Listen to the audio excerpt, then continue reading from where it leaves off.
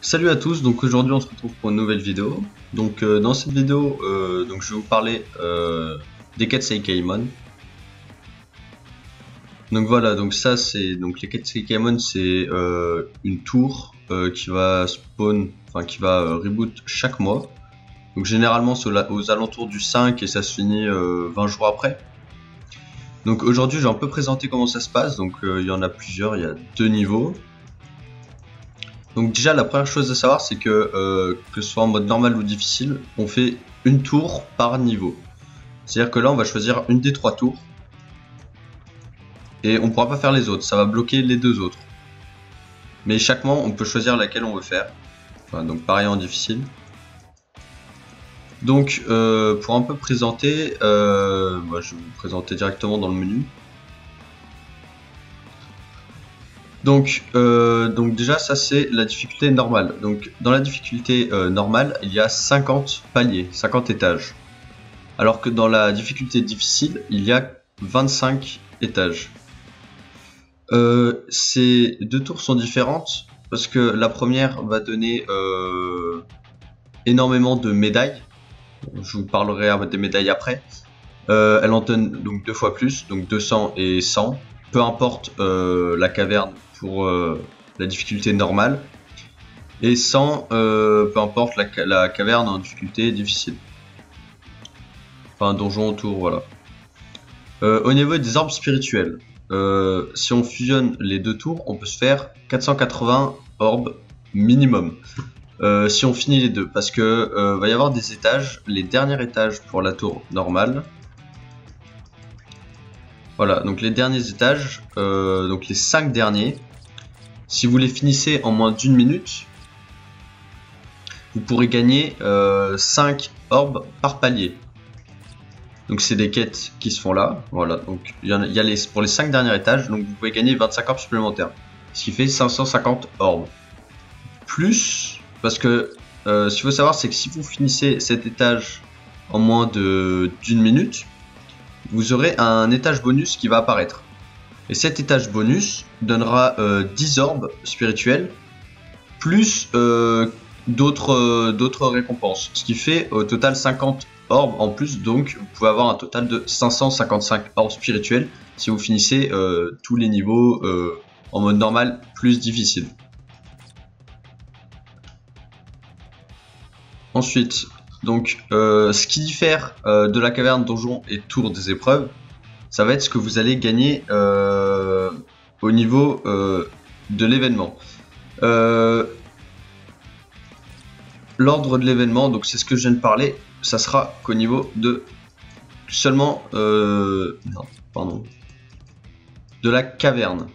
Parce que l'ordre s'actualise en fonction de la caverne. C'est-à-dire qu'au tout début, on n'avait que la tour des épreuves. Ensuite, on a eu le donjon et la caverne. Au tout début, l'événement était sur la tour. Puis il est passé au donjon. Et du coup, maintenant, il est à la caverne. Donc c'est ici que vous allez avoir les bonus de 25 orbes d'événement. Mais, vous pouvez avoir les étages bonus ici. Aux derniers étages, vous pourrez avoir quand même les étages bonus. Ça sera juste les 25 orbes de l'événement qui vont changer. Petite différence aussi entre du coup toutes les tours, c'est que ici, dans cette caverne là, vous allez avoir un ticket 5 étoiles aléatoire. Alors que contrairement aux 2 autres, donc à la tour et au donjon, qui vont pas donner des tickets 5 étoiles qui donnent un personnage aléatoire. Ça va être basé sur 2 types de personnages. Donc vous pourrez avoir le choix entre soit une version d'Ichigo en version uniforme, avec chaque kanji différent, d'une couleur différente. Donc il y en a 5 différents, ou je vais revenir sur le personnage après, hein. Ou un Zangetsu pareil, avec un kanji différent.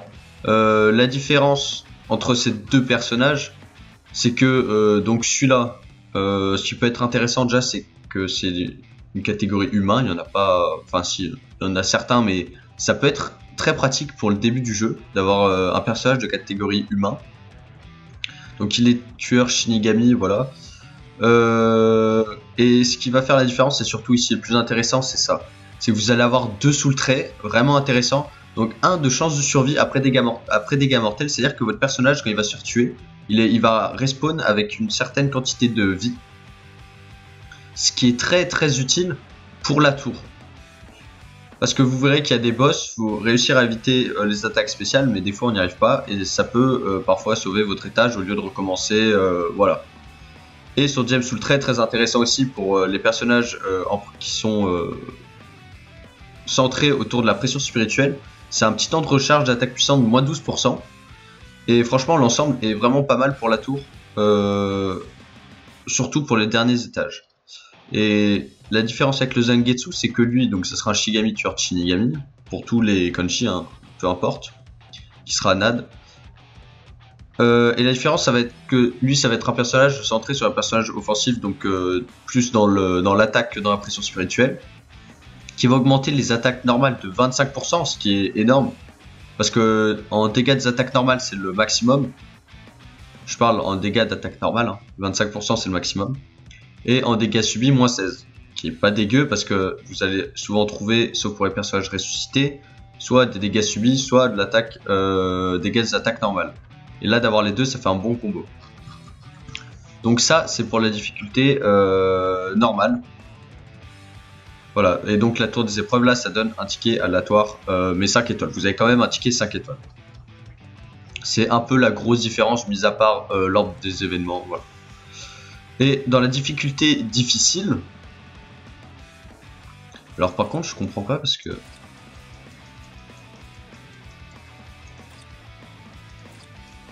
Ok, non, pardon, c'est ma faute. Alors, dans la difficulté difficile... Voilà, alors vous allez avoir 200 orbes spirituels, donc ça on en a parlé. Les tickets 5 étoiles, c'est un ticket 5 étoiles aléatoire, mais vous en avez un. C'est juste le nom qui change, mais c'est un ticket 5 étoiles normal. Il n'y a pas de différence entre les tickets. Vous pouvez avoir un personnage premium dans chacun des tickets. C'est les mêmes. C'est juste le nom qui change. Donc, voilà, donc j'ai parlé des différences entre les deux tours. Maintenant, on va parler des médailles. Alors les médailles, vous en gagnez tout au long des étages. Par exemple là, vous voyez, vous en gagnez 10, 20. Donc vous gagnez pas les 200 d'un coup et les 100 d'un coup. C'est vraiment en fonction du palier que vous arrivez à atteindre. Donc il y a énormément de récompenses dans la tour. Franchement, ça vaut vachement le coup. Alors, et ces médailles vont vous permettre d'acheter plusieurs choses. Donc au tout début, je conseille de garder les médailles pour avoir le Aizen. Donc ce Aizen, voilà. Donc ce Aizen, pareil, il a un soultrait très intéressant parce que il a un double soultrait qui se cumule, c'est-à-dire que là vous allez avoir 20 dégâts des 20% lorsque l'endurance est au maximum. Donc tant que votre personnage est full vie, il aura 20% de dégâts en plus, que ce soit attaque normale ou dégâts des attaques puissance, donc en pression spirituelle. Et son deuxième soultrait, ça va être dégâts des attaques puissantes plus 20%. C'est-à-dire qu'en plus de ça, il a donc si votre personnage est full vie, il aura 40% en plus. Et si vous arrivez à avoir 3 Aizen, donc ça s'appelle les Seika Aizen, pour la tour Seikaimon, vous pouvez les cumuler. C'est-à-dire que là, vous allez gagner 120% au total. Parce que ces 3 personnages sont comptés comme 3 personnages différents. Du coup, vous pouvez en mettre un de chaque dans vos personnages pour les booster. Par contre, pour les améliorer, il va falloir des cristaux de Seikaimon. Donc il faut 200 pour un personnage. Et ces cristaux vont servir aussi aux personnages, au Ichigo et au Zangetsu que vous allez gagner avec les tickets spéciaux de l'étage normal, de la tour normale. Donc ils servent aussi. Après, quand vous avez tout acheté, parce que faut savoir que les personnages dans ce style là, depuis les 3 ans du jeu, il en sort un chaque année à l'anniversaire. Donc le tout premier c'était le Seikaizen, après on a eu le Zangetsu, et là cette année, aux 5 ans, on a eu le Ichigo. Donc c'est quand même bien de garder ces médailles. Mais vous allez voir que 300 par mois, au bout d'un moment, vous allez rapidement remplir, enfin avoir tous les personnages ou les cristaux. Vous pouvez acheter des potions Link, mais honnêtement pour 80 médailles en avoir 10, je pense que ça vaut pas vraiment le coup, parce que vous allez voir que si on regarde ici, donc déjà il y a des pinceaux, pareil, maintenant dans le jeu, on peut en avoir très facilement des pinceaux. Alors ça, c'est un pinceau de réécriture affûté, c'est-à-dire qu'il va vous donner obligatoirement une amélioration au max, c'est-à-dire que vous allez avoir par exemple dégâts des attaques puissantes, qu'est-ce que je raconte, sur vos items, vous allez avoir le slot max. Par exemple, pression spirituelle augmentée au max. Bon, en gros, voilà. Et sinon, si on arrive ici, on peut voir qu'on peut avoir... Alors ça, franchement, je conseille pas parce que ça sert pas à grand chose d'avoir un ticket accessoire 4-5 étoiles, parce que vous allez avoir tombé principalement sur des tickets, sur des accessoires 4 étoiles. Mais au-dessus, pour 200 médailles, on peut avoir un ticket de loterie 6 étoiles, ce qui est déjà pas mal. Alors par contre, il faut faire attention avec ce genre de ticket parce que c'est un ticket 6 étoiles, pas un ticket 5 étoiles. C'est-à-dire que votre personnage dans l'album, quand vous allez faire le ticket, vous allez avoir un personnage 6 étoiles. Mais vous n'aurez pas sa version 5 étoiles. Alors attention parce que ça, c'est pour l'album. Parce qu'il y en a, ça se trouve, ils s'en foutent parce que c'est bien pour avoir des personnages, mais ça veut pas forcément, vous n'allez pas avoir le personnage 5 étoiles que vous pourrez récupérer plus tard, mais que sur les personnages premium, hein, bien sûr. Mais en gros, vous aurez que la version 6 étoiles. Mais ça reste un ticket 6 étoiles, c'est quand même très bien, c'est quand même pas mal. Et le dernier point que je voulais aborder, c'est au niveau de la tour en niveau normal. Bon, et difficile, mais déjà on va commencer par niveau normal. C'est que quand vous allez finir un étage, votre personnage, vous pourrez l'utiliser pour les étages suivants. Mais vous ne pourrez pas, à certains paliers, le personnage sera bloqué. Alors on peut le voir, la différence c'est ici, vous voyez, il y a un icône où votre personnage bloqué affichera. Ce qu'il faut savoir, c'est que quand un personnage est bloqué, si après dans la tour, alors ça c'est bien de le savoir pour ceux qui débutent la tour, si vous êtes bloqué à un étage et que vous aviez besoin des caractéristiques du personnage qui s'est fait bloquer par exemple à étage 5, bah, si vous refaites cet étage 5 avec un autre personnage, et ben ça débloquera le personnage qui a été bloqué avant en bloquant le nouveau que vous avez utilisé. Donc ça c'est bien parce qu'au début on ne sait pas forcément qu'on peut débloquer le personnage bloqué. Donc c'est très très bien à savoir. Donc ça va être tous les 5 paliers. Sauf à partir du palier... Alors, voilà. Alors, à partir du palier 28, le rythme va s'enchaîner. Ça sera tous les 3 et 2 étages. Vous voyez, 38. Et les 10 derniers paliers, par contre, se bloqueront chacun un personnage. Donc, ça en bloque quand même pas mal. Par contre, en mode difficile, c'est plus dur parce que... à chaque étage vous aurez un personnage bloqué, donc vous pourrez pas, ça limite un peu le nombre d'étages qu'on peut faire. Voilà, donc sur ce point là aussi je pense que j'ai tout fait. Donc voilà, donc ça c'était une petite présentation rapide de la tour pour les débutants, pour ceux qui savent pas comment ça marche.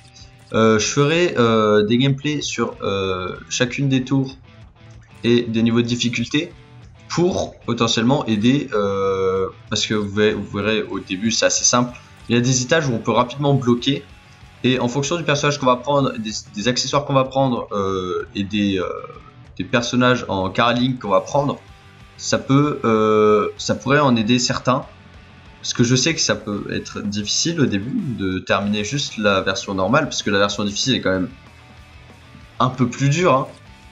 Mais je pense que ça peut aider parce que franchement les récompenses sont pas négligeables, hein. Quand vous voyez que juste au palier 9 vous gagnez 50 orbes, c'est quand même pas mal. Et ça peut aider au début, sachant que la tour reboot tous les mois. Donc voilà, donc cette vidéo est terminée. Donc n'hésite pas à lâcher un commentaire pour dire si j'ai oublié certains points à expliquer, parce que ça se trouve j'ai oublié des trucs. Normalement j'ai tout présenté. Donc voilà, n'hésitez pas à mettre un pouce bleu, à vous abonner. Et on se retrouve pour une prochaine vidéo. Allez, salut!